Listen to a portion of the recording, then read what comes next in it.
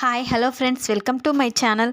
Friends, మా ఛానల్ని first time చూస్తున్నట్లయితే తప్పకుండా సబ్స్క్రైబ్ చేసుకోండి. అలాగే వీడియో నచ్చినట్లయితే తప్పకుండా లైక్ చేయండి. స్టోరీలోకి వెళ్ళినట్లయితే ఇక ఆనంది జీవన ఇంట్లోనే ఊకే కూర్చోవడం ఎందుకని ఇక ఆఫీస్ వర్క్ చేయడానికి ఆనంది దగ్గరుండి జీవనని ఆఫీస్కి తీసుకువెళ్తుంది. ఇక ఏంటి ఆనంది ఇంట్లో ఊకే మనం మ్యూజిక్ ఏదో ఒకటి వినటానికి బాగుండేది కదా, ఎందుకు ఈ ఆఫీస్ వర్క్ చేయడానికి వెళ్తున్నాం, ఇక నువ్వు వెళ్ళేది కాక నన్ను కూడా తీసుకువెళ్తున్నావు అని కోప్పడుతూ ఉంటుంది. అప్పుడే లేదు, మనం ఆఫీస్ వర్క్ చేస్తుంటే ఇక అందులో కొంత బాధ్యత మనకు కూడా తెలుస్తుంది కదా, అందుకని నేను తీసుకువెళ్తున్నాను, ఇంట్లో ఊకే కూర్చోవడం ఎందుకు అని ఇక ఆనంది జీవనకి చెప్తుంది. ఇక ఆనంది జీవన ఇద్దరూ కలిసి ఇక ఆఫీస్కి వెళ్తూ ఉంటారు. అప్పుడే ఇక వెంటనే ఆనంది జీవనని చూసి, జీవన ఇప్పుడు పెద్దమ్మ గారిని చూడడానికి వెళ్దామా అని అంటూ ఉంటుంది ఆనంది అయితే. అప్పుడే జీవన, ఏంటి ఆనంది, నీకు పడిన అక్షంతలు చాలవా, ఇంకేం కావాలి అని అంటూ ఉంటుంది జీవనైతే. లేదు, మనం పెద్దమ్మ గారిని చూడడానికి ఇదే మంచి సమయం, వెళ్ళి చూసి వద్దాం పదా అని అనడంతో జీవన నేను రాను అని చెప్పడంతో ఇక ఆనంది చాలా బాధపడుతుంది. ఇక అప్పుడే దారిలో జ్యోతి వెళ్తూ ఉంటుంది. జ్యోతి కార్ ట్రబుల్ ఇవ్వడంతో పక్కకు నిల్చొని ఉంటుంది. అది చూసిన ఆనంది జ్యోతమ్మ జ్యోతమ్మ అని అరుస్తూ ఉంటుంది. అప్పుడే ఇక కార్ పక్కకు పెట్టి ఇక జ్యోతి దగ్గరికి వెళ్తుంది. అప్పుడే ఇక జ్యోతమ్మ, నేను ఏ తప్పు చేయలేదమ్మా, మీరు నన్ను అపార్థం చేసుకుంటున్నారు అని అంటూ ఉంటుంది ఆనంది అయితే. అప్పుడే జ్యోతి, ఎన్నిసార్లు పదే పదే చెప్తావు, మనిషి అన్నప్పుడు ఒకసారి చెప్తే వినాలి అని అంటూ ఉంటుంది జ్యోతి అయితే. లేదు పెద్ద జ్యోతమ్మ గారు, నిజంగానే ఏ తప్పు చేయలేదు, ఈ విషయం చెప్తా నీకు అని అంటూ ఉంటుంది ఆనంది అయితే.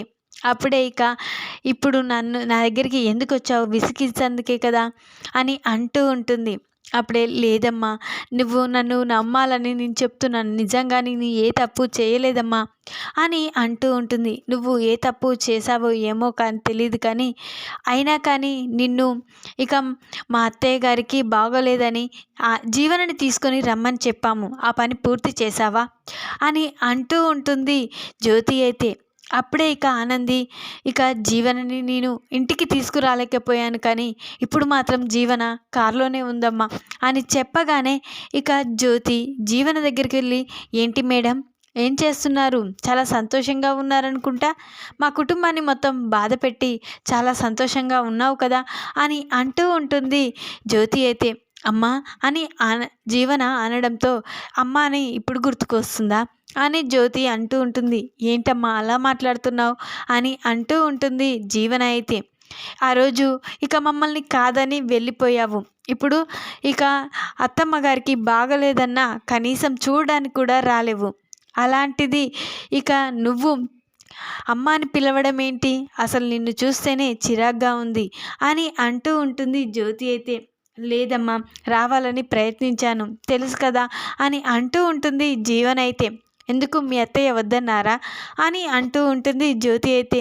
లేదమ్మా జ్యోతమ్మ, అసలు మా అత్తయ్య గారు ఏమీ అనలేదు అని ఇక అంటూ ఉంటుంది ఆనంది అయితే.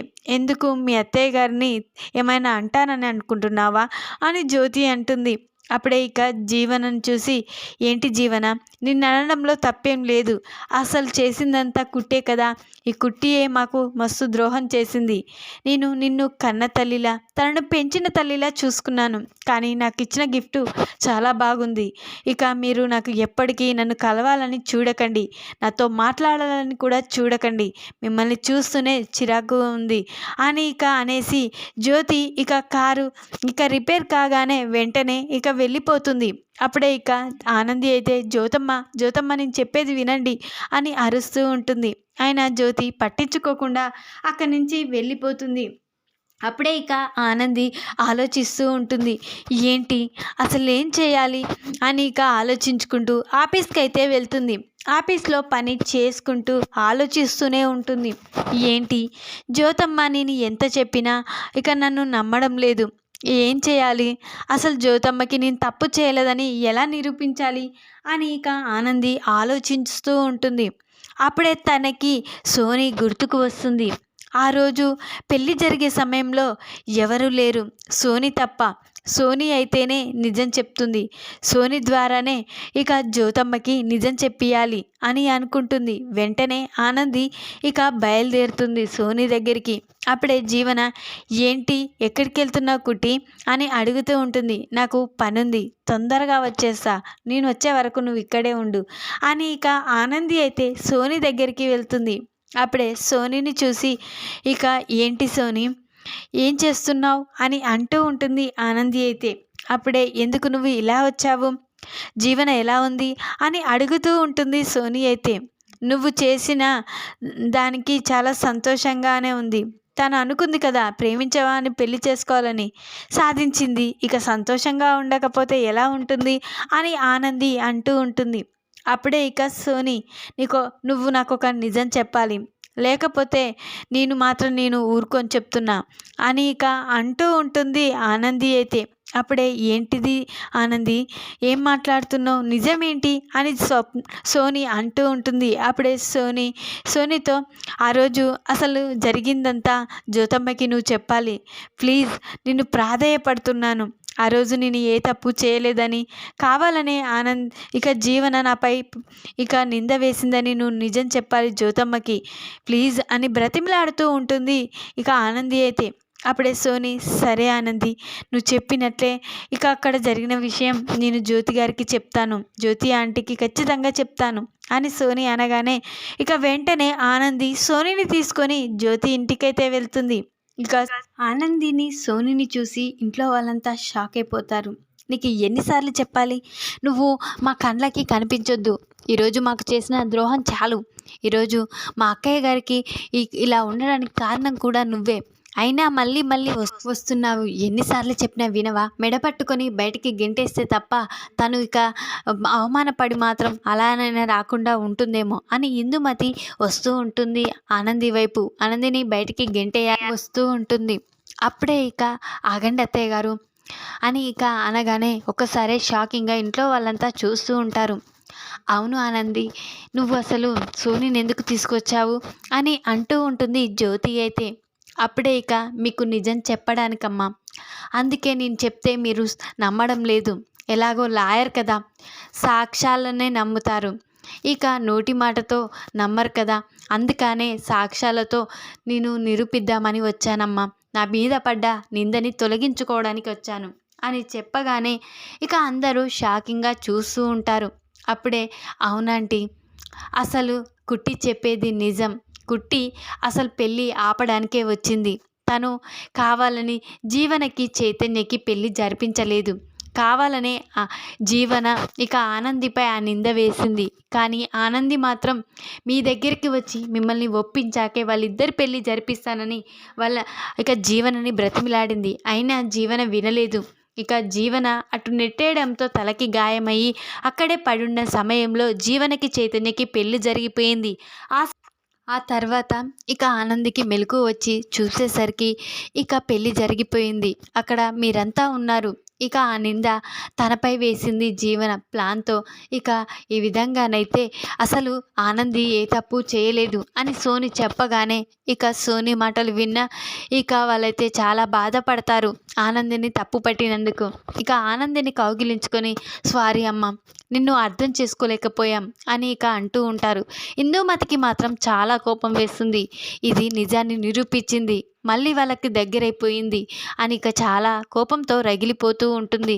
సరే అమ్మ, నేను వెళ్ళొస్తాను, నేను ఆ ఇంటి కోడల్ని కాబట్టి మా అత్తగారు చెప్పినట్లు వినాలి, ఎందుకంటే తనకు ఇష్టం లేని వాళ్ళ ఇళ్ళకి వెళ్ళొద్దని ఎన్నోసార్లు చెప్పింది, అందులోనూ నువ్వు నాకు ఎంత చేశావో నాకు తెలుసు, కాబట్టి మిమ్మల్ని వదులుకోలేకపోయాను, కానీ అత్తయ్య గారి కోసం ఈరోజు అలా చేయవలసి వస్తుంది, కానీ ఇప్పుడు నా మీద ఉన్న నింద తొలగిపోయింది, అదే నాకు చాలా సంతోషంగా ఉంది అనుకుంటూ ఇక ఆనంది అయితే అక్కడ నిజాన్ని నిరూపించి ఇంటికైతే వెళ్తుంది.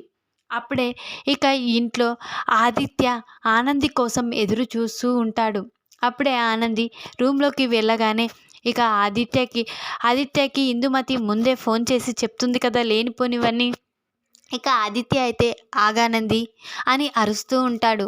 అప్పుడే ఆనంది ఏంటండి ఏం జరిగింది అని అంటూ ఉంటుంది. ఆనంది అయితే ఏం జరగాలి, నువ్వు ఎక్కడికి వెళ్ళొచ్చావో నాకు తెలుసు.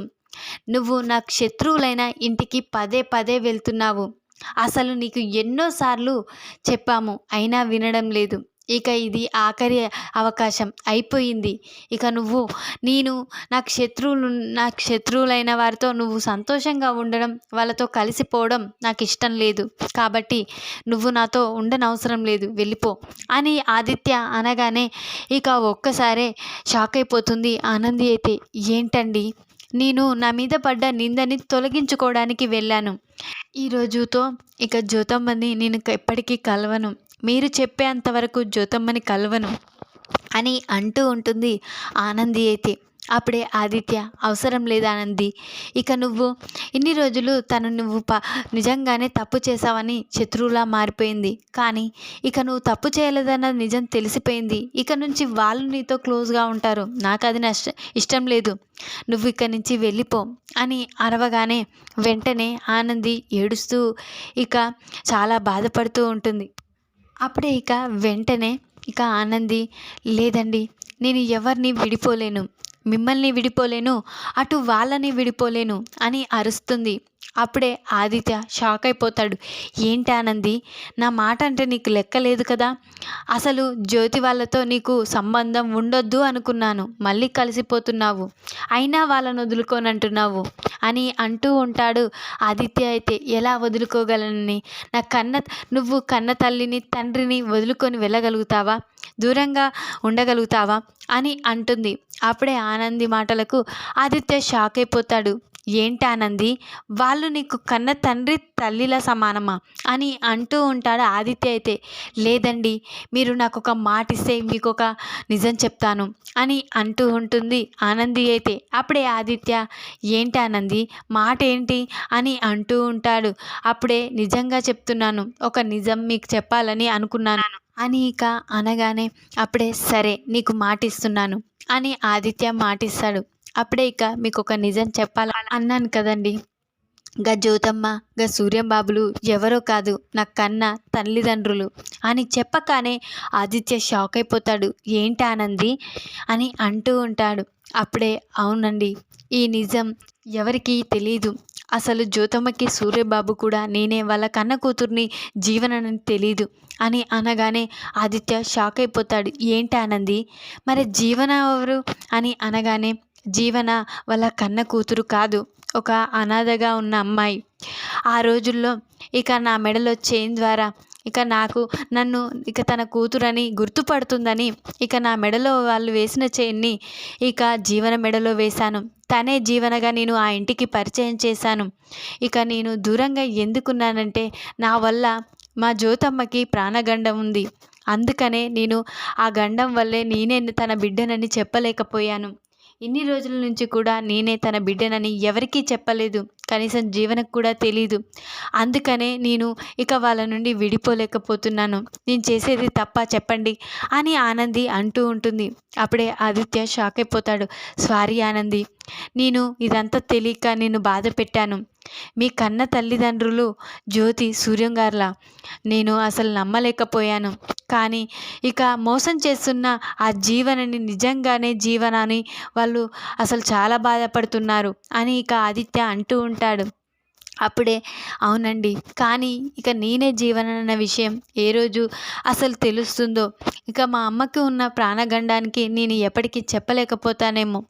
జీవననే ఇక తన కూతురని తెలిసిపోతుంది. ఇక అందరికీ అదే అనుకుంటున్నారు. కాబట్టి నేను నా తల్లిదండ్రులకి దూరంగా ఉండవలసి వస్తుంది. ఇక నుంచి మాట్లాడడం కూడా మీరు మాట్లాడొద్దంటే నేను ఏమైపోవాలి అని అంటూ ఉంటుంది ఆనంది అయితే. లేదానంది, నేను ఇదంతా తెలియక నిన్ను ఇక వాళ్ళకి దూరం చేయాలని అనుకున్నాను. సారీ ఆనంది, నన్ను క్షమించు అని అంటూ ఉంటాడు ఆదిత్య అయితే. ఇక ఆనంది గురించి అయితే తెలుసుకుంటాడు సీక్రెట్గా ఆదిత్యనైతే. ఈ తర్వాత ఇక జీవన ఇంట్లోకి వచ్చి ఏంటి ఆనంది ఎక్కడికి వెళ్ళావు, నువ్వు నన్ను ఆఫీస్లో ఉంచేసి నువ్వు ఇక జ్యోతమ్మ కాడికి వెళ్ళావు కదా, మా అమ్మ దగ్గరికి వెళ్ళావు కదా, ఆ ఇంటికి వెళ్ళొద్దని అత్తయ్య గారు ఎన్నిసార్లు చెప్పింది అని ఇంట్లో అందరి ముందు తెలియాలని అరుస్తూ ఉంటుంది ఇక జీవననైతే. అప్పుడే ఇక ఆనంది చాలా బాధపడుతూ టెన్షన్ పడుతూ ఉంటుంది. అత్తయ్య గారు ఇప్పుడు తెలిసేలా చేసింది జీవన, మళ్ళీ అత్తయ్య గారు నన్ను తిడతారు అని ఇక ఆనంది బాధపడుతూ ఉంటుంది. అప్పుడే ఇక చాలా కోపంతో ఉన్న ఇక ఆదిత్య అయితే జీవన మాటలకి ఎలాగో ఆనందిని తిట్టించాలనే జీవన ఇలా చేస్తుంది అని వెంటనే తెలుసుకొని జీవన చెంప పలగొడతాడు. అప్పుడే ఏంట్రా జీవన కొడతావేంటి, ఆనంది కదా తప్పు చేసింది, ఆనంది మన శత్రువుల ఇంటికి వెళ్ళింది, మళ్ళీ మళ్ళీ వెళ్తుంది అని ఇంకా అంటూ ఉంటుంది సునంద అయితే. లేదమ్మా, ఆనంది వెళ్ళింది కరెక్ట్ ప్లేసు, మీరందరూ ఎవరికి చెప్పనని మాటిస్తే నేను ఒక నిజం చెప్తాను. అసలు జీవన తను కాదు, జ్యోతి సూర్యంల కూతురు తను కాదు, ఆనందియే, తనే జీవన. ఆ విషయం నాకు ఈరోజే చెప్పింది ఆనంది. ఇక ఇంకా చెప్పకుండా ఉంటే ఆనంది ఎన్నో అవమానాలు పడవలసి వస్తుంది అని చెప్పగానే ఇక జీవన కూడా షాక్ అయిపోతుంది. ఏంటి జీవననే ఇక వాళ్ళ కూతురా అని ఇక షాక్ అయిపోతుంది. ఈ విషయం వెంటనే వాళ్ళకి చెప్తే ఖచ్చితంగా నన్ను మళ్ళీ ఇక అనాథలాగా అయిపోతా, ఇక ఈ ఆస్తి ఇవన్నీ నా కలలుగానే మిగిలిపోతాయి. ఈ ఇంట్లో వాళ్ళు ఎవరికీ చెప్పకుండా మాటైతే తీసుకుంది ఆనంది, ఇక ఎవరికీ చెప్పరు. కానీ ఇక ఎప్పటికైనా తెలిస్తే నా పరిస్థితి అని ఆలోచిస్తూ ఉంటుంది జీవననైతే. ఈ విధంగానైతే జీవన చెంప పలగొట్టి ఇక జ్యోతి సూర్యంల అసలు కూతురు ఆనంది అన్న నిజం ఇక సునంద కుటుంబానికైతే చెప్తాడు ఆదిత్య అయితే.